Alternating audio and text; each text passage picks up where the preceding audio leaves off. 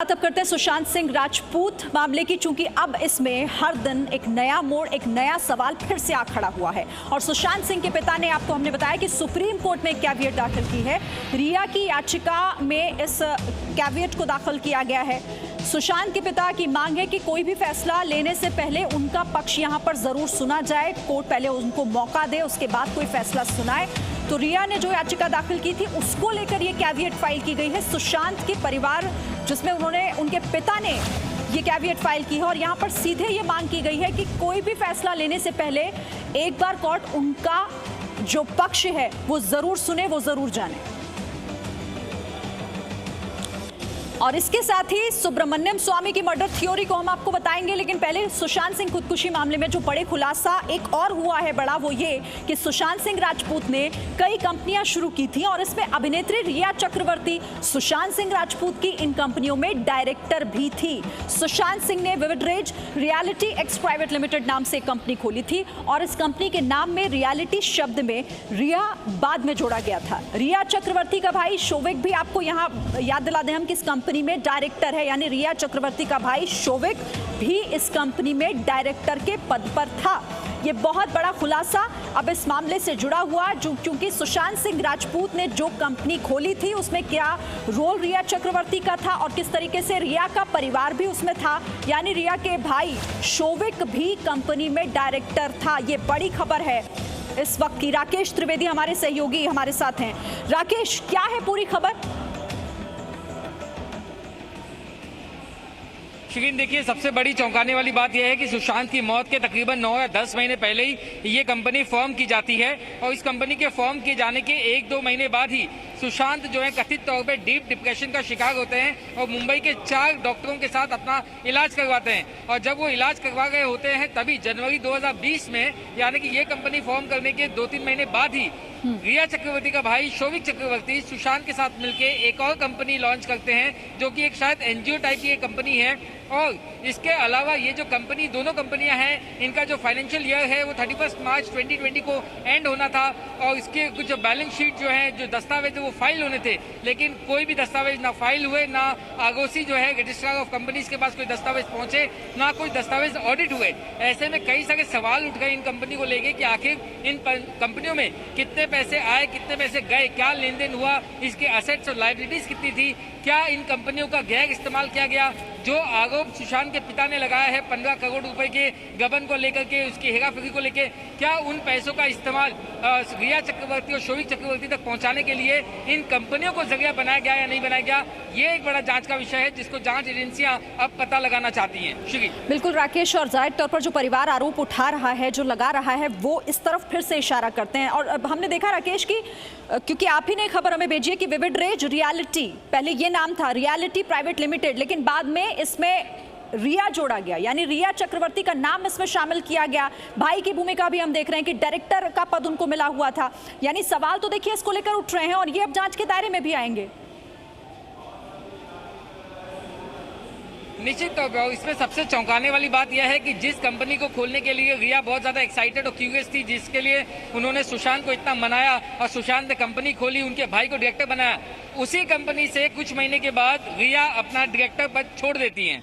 और ये सब कुछ होता है सुशांत की मौत के कुछ महीने पहले ही। तो आखिर ये क्या वजह थी कि आपने 10 महीने पहले कोई कंपनी फॉर्म की और सुशांत की मौत के कुछ महीने पहले आपने वो डायरेक्टर पद छोड़ दिया? तो क्या कहीं इसका मतलब ये तो नहीं कि किसी एक खास मकसद के लिए आप उस कंपनी में डायरेक्टर बनी और जब मकसद पूरा हो गया तो आपने छोड़ दिया? ये ऐसे कई गंभीर आरोप और सवाल जो है वो इस वक्त खड़े हो गए हैं, जिसका जवाब जांच एजेंसियां पूछना चाहती हैं और जब रिया चक्रवर्ती से पूछताछ होगी तो ये सवाल भी उनसे पूछे जा सकते हैं। अच्छा राकेश, एक बात बताइए, चूंकि परिवार का साफ तौर पर कहना है कि बहुत सारी बातें ऐसी थी जो हम तक पहुंच ही नहीं पाती थी और इसके लिए वो रिया को जिम्मेदार हमेशा इस पूरे मामले के सामने आने के बाद उठाते रहे, तो क्या इस कंपनी को लेकर इसमें कौन डायरेक्टर है, किसकी क्या भूमिका है, इसका नाम क्यों बदला गया, ये परिवार को जानकारी थी क्या?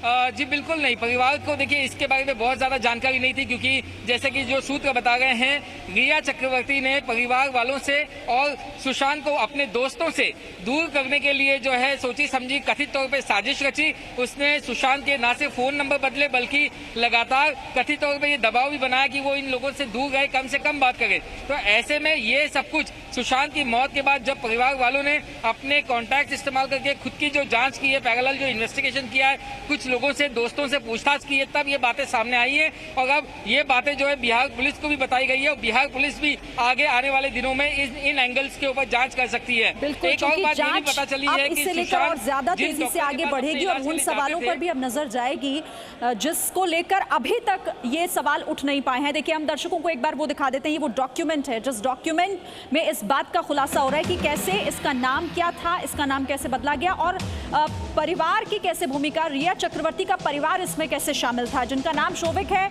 वो भाई है रिया चक्रवर्ती के और वो भी इस कंपनी में डायरेक्टर के पद पर थे। ये डॉक्यूमेंट इस बात की तरफ साफ इशारा और ये सीधा बता रहा है कि कैसे ये कंपनी चूंकि थी सुशांत की, लेकिन इसमें रिया और रिया के परिवार का इन्वॉल्वमेंट क्या था। डायरेक्टर पद पर उनके भाई भी थे, रिया खुद उस कंपनी में शामिल थी।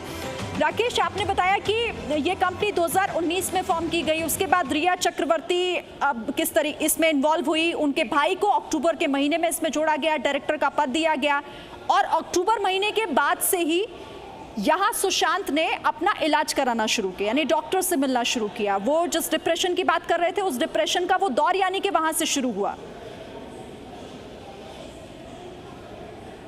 जी बिल्कुल, ये मुंबई पुलिस की जांच में सामने आया है कि अक्टूबर से जो है ये डिप्रेशन का दौर शुरू हुआ। इसके अलावा मैं रिया चक्रवर्ती के परिवार की जो भूमिका जो इसमें सामने आई वो भी आपको बता दूं कि रिया चक्रवर्ती और उसके भाई शोभिक तो इन कंपनी में डायरेक्टर थे, लेकिन रिया चक्रवर्ती ने इस कंपनी के पैसों के लेन देन में जिस चेक का इस्तेमाल किया है, वो रिया का जो अकाउंट है वो दरअसल उनकी मां संध्या चक्रवर्ती के साथ एक जॉइंट अकाउंट है और यही वजह है कि उनकी मां का भी जो भूमिका है वो भी इस मामले में संदेहास्पद है। इतना ही नहीं, इन दोनों कंपनियों को नवी मुंबई के एक रेसिडेंशियल फ्लैट के एड्रेस पे रजिस्टर करवाया गया था और ये जो रेसिडेंशियल फ्लैट है ये किसी और का नहीं बल्कि खुद रिया चक्रवर्ती के पिताजी इंद्रजीत चक्रवर्ती जो है उनके नाम पर ये रजिस्टर्ड है। तो इसीलिए उनके पिता का भी नाम इसमें शामिल है।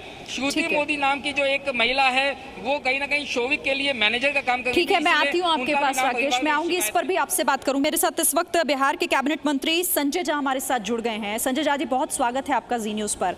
ये सवाल चूंकि अब और ज्यादा आगे बढ़ता जा रहा है, चूंकि ये गुत्थी क्या है वो सुलझ नहीं पा रही, लेकिन अब चूंकि एफआईआर बिहार में दर्ज हो चुकी है और खुलासे वो हो रहे हैं जिन पर शायद नजर अभी तक नहीं गई इस पूरे मामले को लेकर।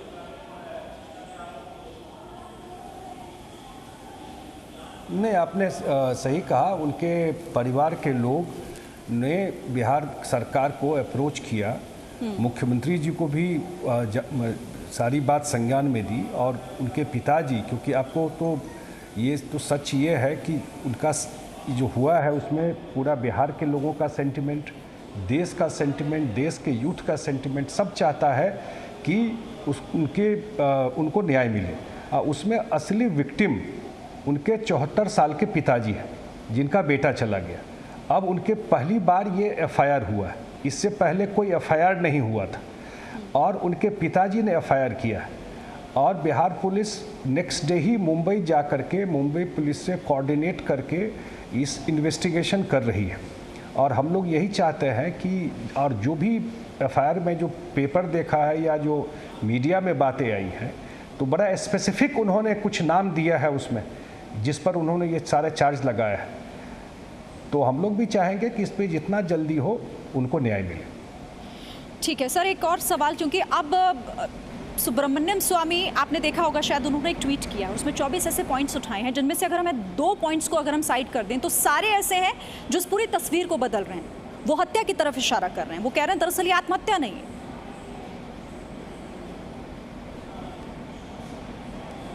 नहीं, अब ये तो जांच का विषय है जो भी, क्योंकि और उनके पिताजी ने जो एफआईआर का डिटेल्स देखिएगा जो अखबार में भी आया है और जो हम लोग के जानकारी में आई है, तो जितनी बात उन्होंने लिखी है वो तो बड़ा सीरियस चार्ज है और बिल्कुल ये लग रहा है कि बिल्कुल घेर करके उसके साथ जो जिस स्टेज में वो गए, अब क्या सच्चाई है पुलिस जांच कर रही है और उनके पिताजी को लगा कि भाई मुंबई में जो जांच चल रही है प्रॉब्ली शायद सही डायरेक्शन में नहीं चल रही है, या वो जो उनका सोच है या उनका जो अपना फीडबैक है या उनके पास जो इन्फॉर्मेशन है उस डायरेक्शन में जांच नहीं हो रही है।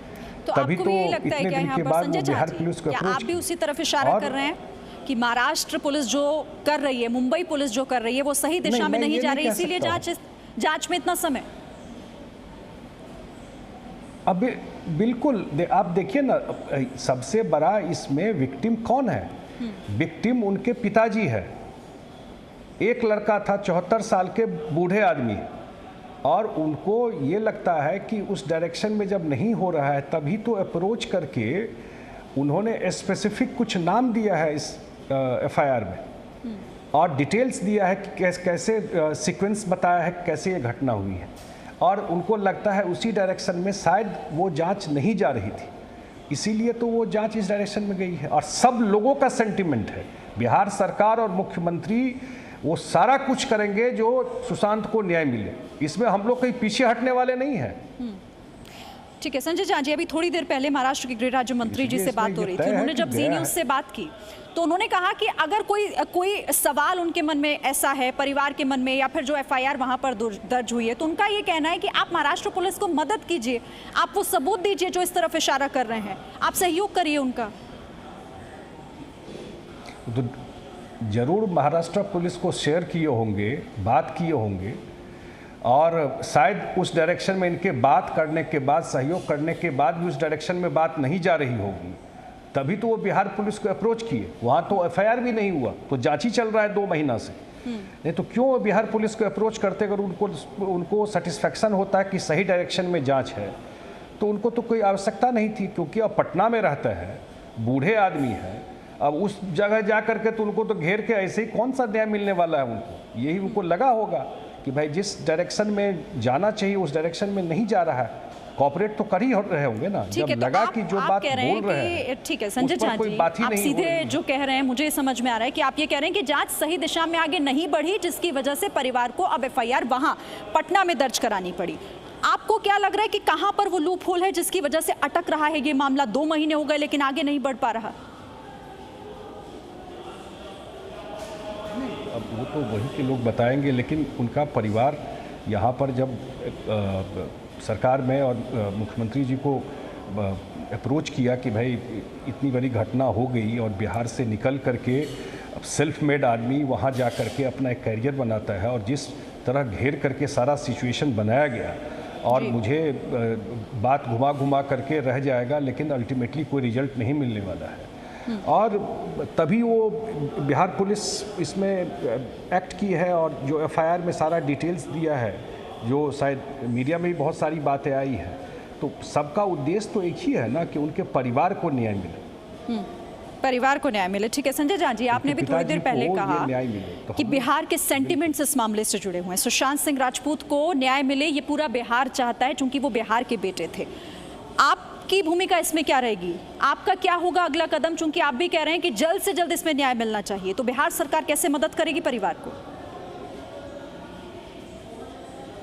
नहीं, बिहार सरकार तो जैसे ही एफआईआर हुआ उसके बाद बिहार पुलिस जा कर के मुंबई में जांच कर रही है, और जो भी फैक्ट्स आएगा उस पर वो एक्ट करेगी और फेयर जांच करेगी, वो इधर उधर नहीं घूमेगी।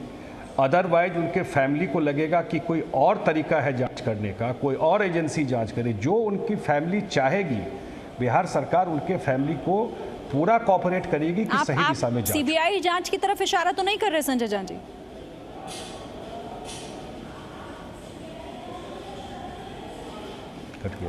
संजय झा जी, आवाज आपको आ रही है?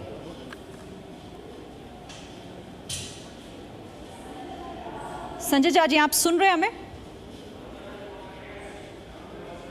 चलिए हम फिर से उनसे जुड़ेंगे, क्योंकि ये सवाल अब बहुत महत्वपूर्ण हो जाता है। जांच आखिर 45 दिन हो चुके हैं, 45 दिनों में अब तक ये जो गुत्थी है सुशांत सिंह आत्महत्या को लेकर, वो अभी भी एक रहस्य बना हुआ है।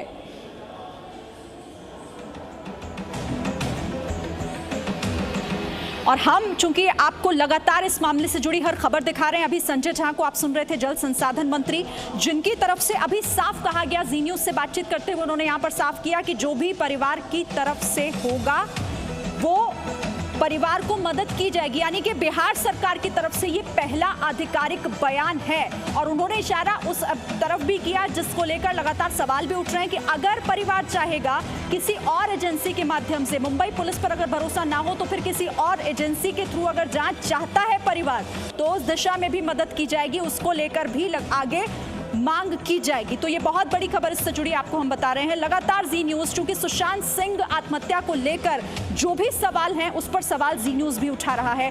हर डिटेल आप तक भी हम पहुंचा रहे हैं पूरे प्रामाणिकता के साथ। Presenting Z News app available on Google Play and App Store. Download it now.